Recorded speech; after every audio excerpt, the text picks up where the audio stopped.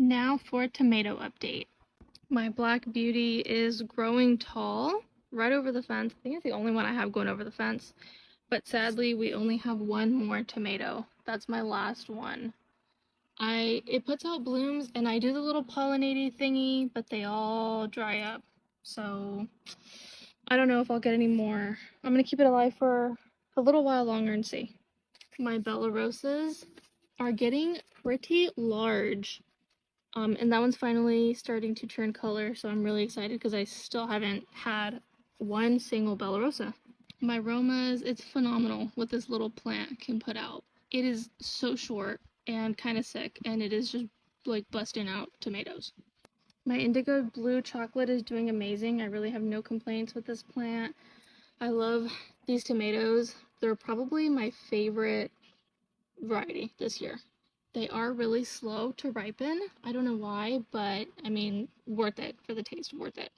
My sweet millions, we have more clusters coming in, and I think it's kind of sad that this first cluster is almost done. I'm like really sentimental person, and that makes me sad. But we have more. My Marglobe plant, oh my gosh, it looks so bad, but it's giving tomatoes. It's giving its best. And if I'm being so honest, you guys, this white Kilimanjaro marigold kind of grew on me. I still don't think they're like that pretty, but something about like the white flowers against all the red tomatoes, I don't know, it's a whole vibe. Maybe if they had their own pots, I would like them more. But because they were starting to compromise my tomatoes, that's why I was like cutthroat. I didn't like them. My black Krim, we harvested my first one the other day. Well, not my first one, I grew them last year, but my first one this year we harvested already. My ugly one is starting to crack, so I'll have to get it soon. That one is starting to crack, so I'll have to get it soon.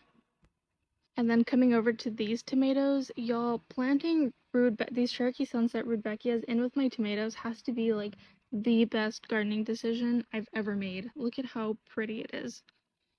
Just seeing all the different Rudbeckias in here. This Marglobe is like skin and bones because I just keep picking off the dead leaves. Literally, skin and bones. No leaves, only tomatoes. And then this Bella Rosa plant is also doing fine. That one's barely starting to turn color. I'm ready to try these. That's a good shot. I'm just showing off my tomatoes and Rudbeckias at this point.